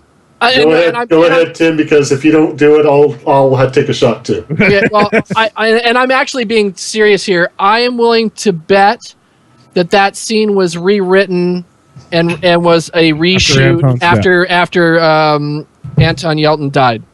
I am actually willing to concede that is a definite possibility. I think that's what it is. But is that what you're thinking too, Andrew? I was thinking along that line. Plus, I was also going to add, Scotty probably has his liquor under heavy lock and key. Good luck trying to get to it. But Whereas it's probably a little easier to get it off of Chekhov. And plus, they did make the little quip. The obvious joke of, I would have pegged him for a vodka guy. Yeah. Right, but you see, and then here's the stupid thing about it is that, and I actually think, Tim, you're probably right. I think that probably was changed just to try and mention Chekhov more. But then late during the birthday party sequence at the very end of the film, Chekhov is trying to hit on the chick by talking about how Scotch is a Russian invention. Right. Right. Now, here's the thing that I got. Because that is something that Chekhov used to do in the original series, is try to claim that everything from was Russia. Russian. Yes. Yeah. Right. And Your Wessels in particular. Yeah, so I was okay with him saying Scotch was a Russian invention, and I think what probably happened was Simon Pegg, saw that line and said, "Hey, let's create a callback now that Anton's gone, and make it so that we actually swipe the Scotch from him instead of Scotty." But it still doesn't make much sense that Chekhov would be keeping a stash of Scotch in his quarters. It doesn't it just does, Well, there's a lot of stuff that doesn't make sense here, so. Right. So then Kirk proposed. Well, I'll put it this way, Michael. On the scale of things that to make sense, that's like below. That's not the worst. That's below the floor to me. I can buy that a Russian might prefer Scotch to vodka. That doesn't even register. As long as the Russian is a drunk, I mean, as long as it's that, then it's believable. If any of you can explain to me how the entire crew of the Enterprise fit on board the minuscule little Franklin, then I would give the film another point. If they all fit in that room at the end. Well, is that the entire crew of the Enterprise? Like, it seemed to be a big portion of it anyway. I don't think that was meant to be everybody, though. Yeah, it's just like the ones that Kirk would recognize if he those were passed the them in the inner hall. circle. Yeah. Those were Kirk's friends on the crew, as opposed to the dirty workers that or the suck-ups, the ones who wanted to get a promotion by showing up at the captain's birthday party. Oh, so that's the criteria for getting onto the Franklin. Yeah. Yeah. How much do you like Captain Kirk? Yeah, what we didn't see was the deleted scene that will be in the Ultimate Edition when it's released is the fact that there's some 870 people still on that planet that are like, hey guys, Checking their watches, like I hope there's another drone fleet around here. Or they're stored in the pattern buffers. yeah. Scotty wakes up in a cold sweat one night. Oh my God! We finally get the big reveal. The Enterprise A. Now, as a diehard fan of Trek, and as a person who understands both sides of some of the argument over the J.J. Abrams Enterprise when it was first revealed to the public, the biggest complaint among fans was the insanely oversized warp nacelles. So when they designed the Enterprise A, they decided they would resolve this by making the warp nacelle pylons twice as freaking long as they were before, and then put the same nacelles on the end of them. What the hell was that? The ship looked like an 8-year-old drew a picture of the Enterprise.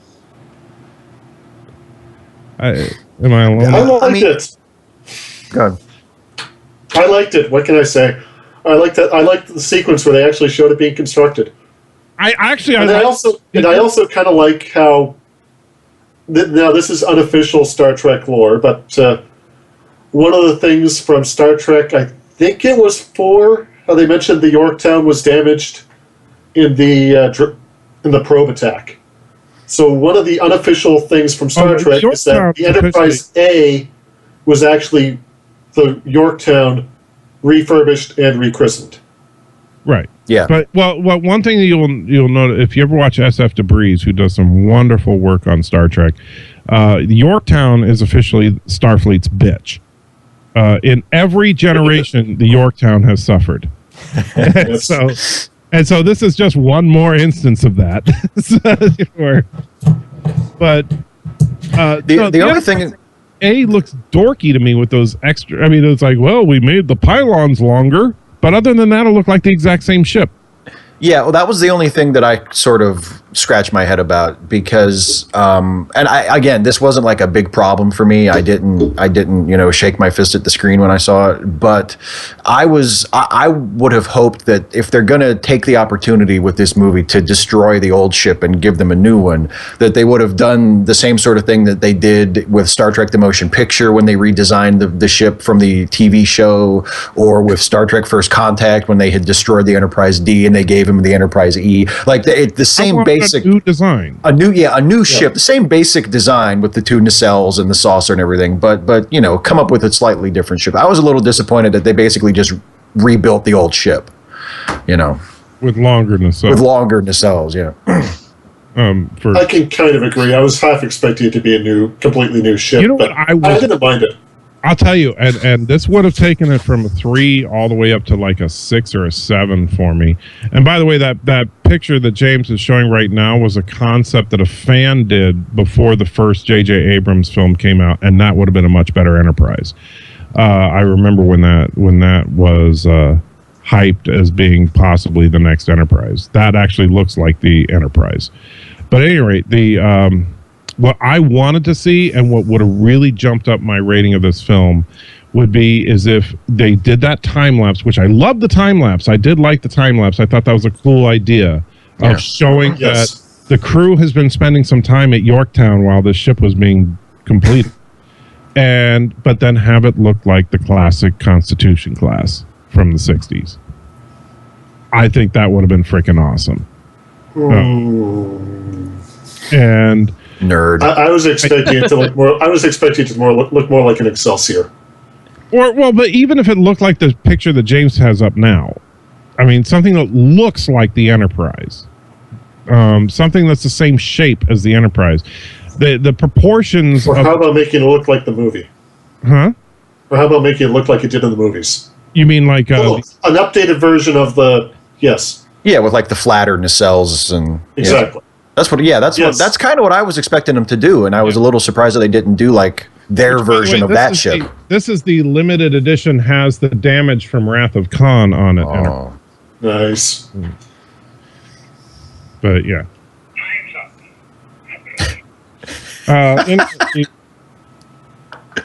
Yeah, I would have loved that. If they did some kind of, especially since, and this was the crowning achievement of the whole thing when Zachary Quinto was given Ambassador Spock's personal effects and opened up that picture and saw the crew from Star Trek 6, since you'd mentioned Star Trek 6 like 18 times now, Andrew.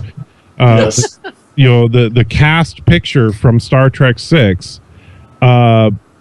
and I absolutely got chills about thinking about the meaning of that picture to Ambassador Spock and the speculative meaning of it to young Spock, knowing that that's what he's heading towards.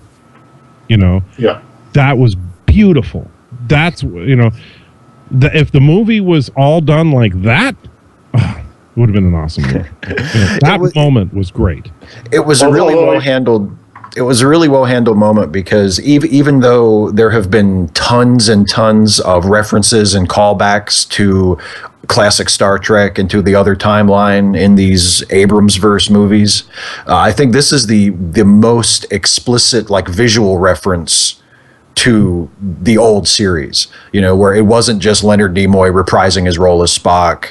It was here's like this still exists. This is a real thing in the history of these characters. Like this is Spock holding a piece of that alternate life, and that we all saw if we were fans of the old movie. So it was like a really, really explicit, sort of reaching out to the old version. And I agree. It was one of my favorite moments in the movie. I thought it was just extremely well done. That was actually a moment of greatness in what was otherwise a turd of a film for me. I did really like that moment, but I have to make a joke about it because I was watching it and thinking, this is a really good moment, but I can't help but think that Spock's looking at this and thinking, wow, Scotty's really going to let himself go. Actually, what I was thinking is that he's looking at the picture going, maybe it's good that I broke up with Uhura. Or, oh, come on. Is that Captain Kirk's real hair? I should show this to him. No, I mean... This looks about as real as the hair I'm wearing right now.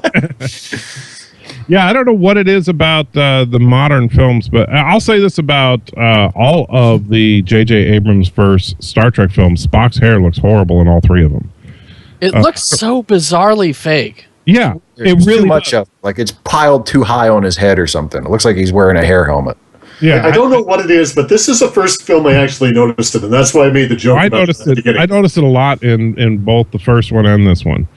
The first one, actually, all three of them, I've noticed it, and especially if Spock is in an action sequence and his hair is moving. It's like there's a part in Star Trek 2009 where Spock and Kirk are on the Romulan ship and jumping and running and stuff, and when he runs and you see his hair like flop up and down. And I just laugh every time I see it because all I see is that damn hair. And then in Star Trek 2, it's the sequence where he's running around chasing Khan and his hair is flopping around as he's running. It's just hilarious to me. I don't know why. And this movie, it just looked like, we kind of just gave up. Whatever. You're buying him as Spock. Yeah. It also seems like Zachary, and I'm not trying to insult Zachary Quinto, but it seems like he put on some weight, and not a ton. Like he's not fat now. He's not like the crew from Star Trek 6 or something. His face looks fuller. But his face is filled out, just which is kind of distracting because it's like, what happened to Spock? Is he infected? And can somebody explain to me what the hell is with Deep Roy? Speaking of infected. Where all of a sudden he's an alien xenomorph from the Aliens franchise and spitting up acid everywhere. Yeah, I will say this about that. The thing that I because that is kind of just out of left field, and it just seems like because he sneezes on like the bulkhead to help them escape that's when how they're they escape. and that's why that's there. But at least that was smoother, and there were a couple of points in the plot like this where there were really obvious setups, like the motorcycle. That's just being set up for something later. But they were a lot smoother about it this time than they were with the Tribbles with Into Darkness, which is a movie that I still really like. I really like Star Trek Into Darkness. I like Into Darkness, but yeah, but there's that scene. That scene should have been. You know what, Jim? I'm trying to cure death here. Yeah. Well, it's like it was just so clumsily handled because literally Kirk stops in the middle of a conversation with another character and turns and says, "Bones, what's with that Tribble?" Like, what the hell? Like, oh shit, we have to get this in somehow. We have to establish this. Fuck it, we'll do it now. And it's like, well, of course, we could talk about I love Star Trek Into Darkness, but it's like, Spock, don't kill Khan. We need his blood. What about the 72 other people that you have frozen? That's okay. Damn you, Michael, for coming up with that logic. Yeah, but the problem is that one misstep in logic in Star Trek Into Darkness seems to be like the writing standard for this film. And as much as you guys, I know you guys liked it a lot more than I did overall, but you could see there were several times where nobody can come up with a reasonable explanation for what we saw on the screen, and that unfortunately, and granted, I'm pissed at Simon Pegg, and I blame a lot of it on him because he took credit for a lot of what's going on in this film.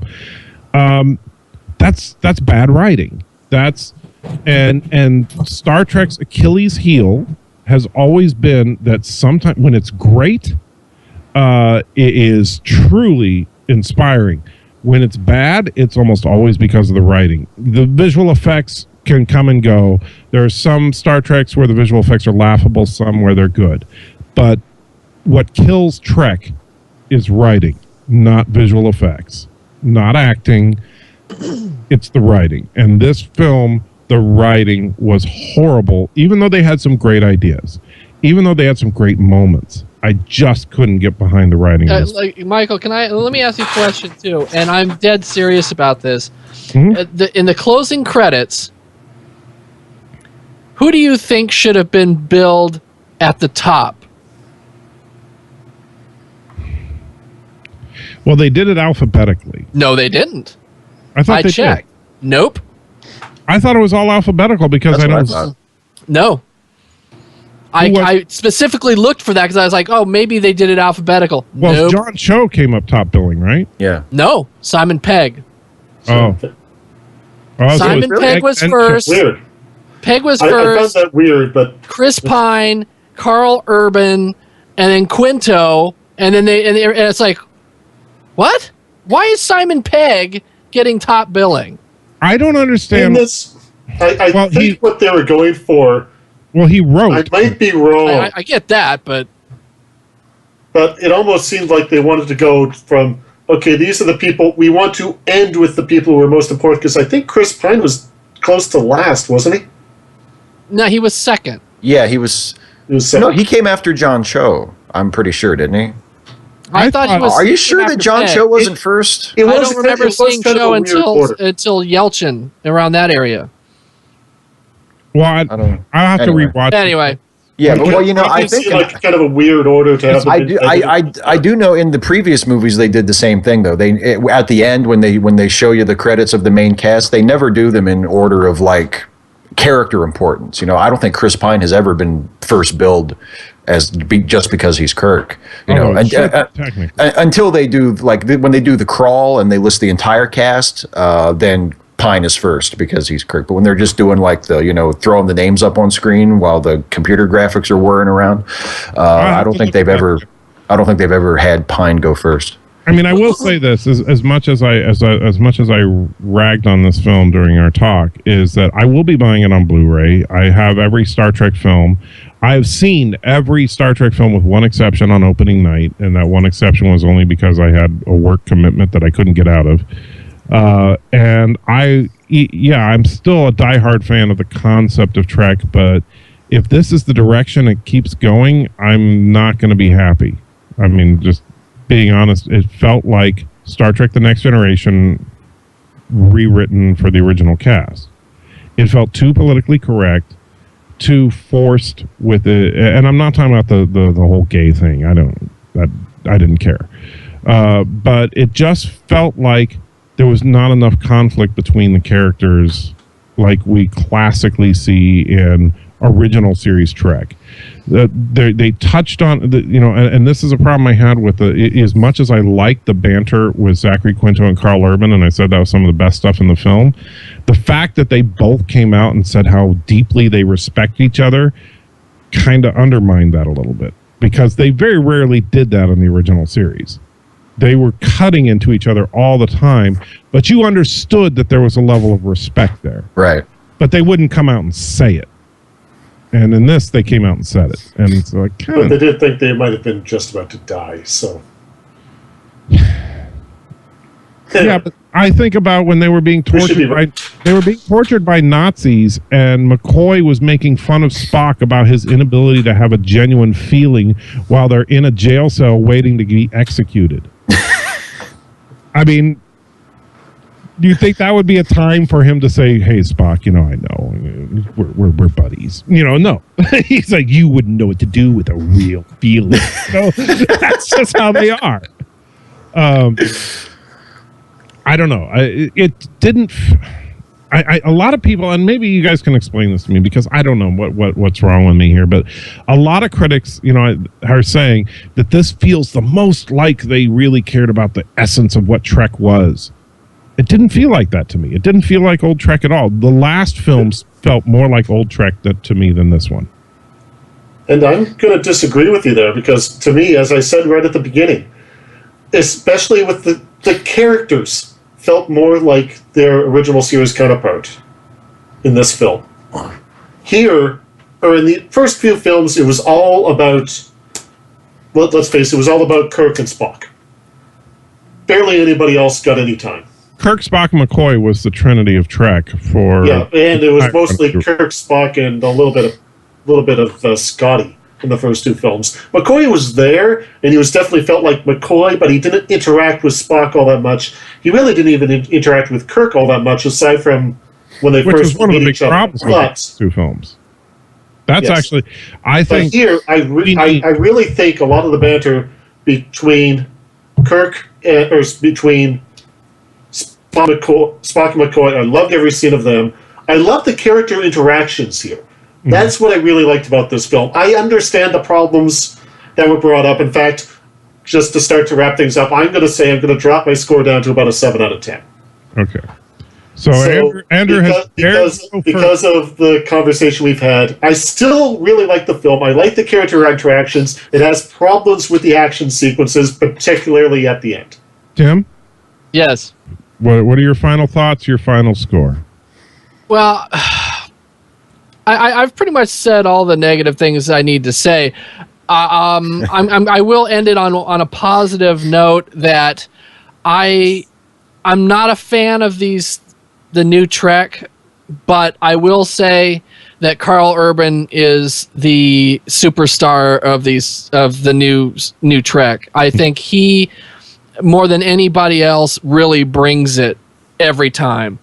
He's funny. He's got the character down, and he's the one thing that I watch and enjoy in these three films. It was directed by one of the Fast and the Furious guys. It feels like it. It shows it. It has some fun character moments, and I enjoyed the tributes to, Nimoy and the original cast at the end. But overall, it feels so childish and poorly constructed, and like I said, that Beastie Boys part just absolutely, I lost my shit when I saw it. Idiotic, stupid. It's still a 5 because, like I said, there's some good and there's some bad. It's not a terrible film, but it's just kind of middle of the road for me. Steve, discussing all of the plot holes in it on this show just sort of brought home to me how much I didn't care about any of that. and because you're right, like all of those plot holes that we brought up, that's like that it's all there. Like, I can't argue against it. But what I noticed was when I was watching the movie, most of that went right by me, and I was carried by the characters, by the acting, by most of the action sequences, except for the couple, especially toward the end that I talked about earlier, that do kind of drag and feel like, okay, let's just get on with it. I thought the film was actually a lot better in terms of its pacing, in terms of the way it used its action than some of the earlier ones were, which was the one thing I thought was worrisome about Justin Lin being the director. I know a lot of people were afraid of, it's going to be slick and it's going to be just action, and there's not going to be a story and there's not going to be any charm or any character to it. And I didn't get that at all. I thought it was a really, really well-balanced movie, and it did feel like Star Trek to me. I did not feel alienated by the previous two movies. I thought the previous two movies felt like Star Trek as well. But I thought this one felt much more in the spirit of like the classic series and the classic film series with Shatner and Nimoy and company. And I'm going to stick with 7 for my rating, because I think it's a very strong movie, an imperfect movie, a movie with problems that I did sort of notice when I was watching, but no major problems to make me think it's a bad movie. I had a really good time watching it, so I'm going to stick with a 7. Well, I want to say one quick thing about Justin Lin being the director of this film, because I know, Tim, you said it as a derogatory. Steve, you kind of said you thought that he did a good job. Mm. When I heard Justin Lin was going to direct the film, I actually didn't have a problem with that, even though I know his reputation is Fast and Furious. But guess what? I actually have the box set of all 7 Fast and Furious films. And when Justin Lin took over that franchise, he gave the franchise depth, he gave the franchise meaning, and he made the action scenes mean something to the characters. Now, the problem is that for people that didn't like the franchise, well, that's just like, well, you made a slightly shinier turd. Who cares? But for me, I actually really enjoyed the Fast and Furious franchise. As stupid as the first couple of movies are, Justin Lin turned it into a viable, interesting group of characters. So I was excited about Justin Lin directing, and I think he did an admirable job with the material he had. My Achilles heel for this film, as I said, which is always the Achilles heel for bad Trek, is the writing. Nothing else. The acting was great. There were some moments that were truly among the best moments in all of Trek. And I will count the reveal of the original cast photo as being one of the best moments in all of Trek. Absolutely. That touched me in a very deep way. It made me remember, I mean, this is a 50-year-old franchise, and I'm 48. And I remembered this franchise all the way back to when I was a very small child. And that brought back so much to see that cast again, especially realizing that 3 members of that cast are gone. Mm-hmm. And, it probably will not be too long before at least a couple more are joining them. And so it just really, really hit an emotional chord there. There were some beautiful moments in the film. The costume design, I love the costume design. The visual effects, except for a couple of oddball effects that seemed out of place, really good. Acting, really good. Yeah, the new warp field. I love that. I love seeing the Enterprise at warp in this film. There was a lot to love about this film. But the story was just freaking plug and play. Let's grab a few plot points from various episodes and cram them together. And, well, that doesn't make sense, but screw it. Nobody will ever notice the fact that we're putting, 650 people into a 2-bedroom apartment. Nobody's going to notice that nobody's going to realize that, we've done the crazed former captain thing 10 times before. Stuff like that drug the film down for me. That being said, the greatness of some of those moments, and you guys reminded me of that, I'm going to raise my score a little bit. I'm going to say I still have hope for the franchise, but not a lot. So I'm going to raise my score to 4, which brings our official untitled review score to 5.75 out of 10. That is a little better than an average film. And that's almost a D. Lordy. That's about technically it's about a solid C. Yeah. It's average is that's what I would give it. Like, yeah, it's like a C. Yeah, and I think that's thinking B. Yeah, about a B. Yeah, and so I think that. Would I be upset if Justin Lin was going to direct the next 5 Star Trek films? Not at all. I will be pissed if Simon Pegg is writing them.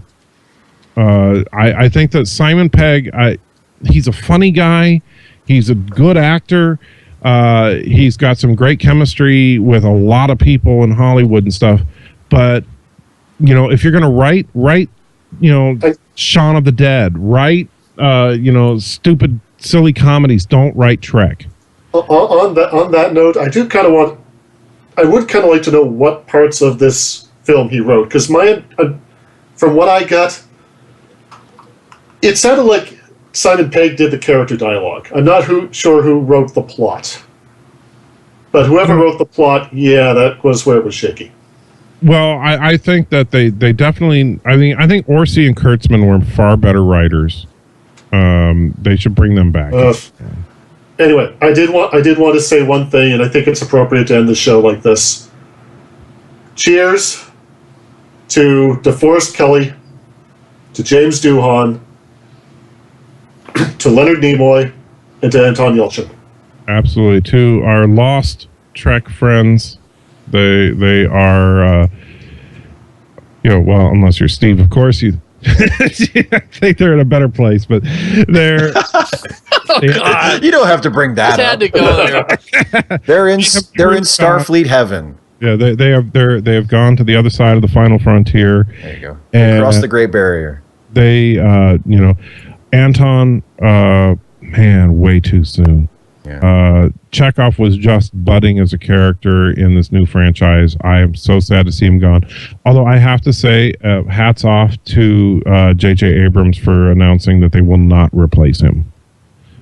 Chekhov will be out of the franchise, and I have no problem with that whatsoever because Anton nailed it as Chekhov. To Leonard Nimoy and the rest of the original cast that have passed, obviously every time a member of the crew passes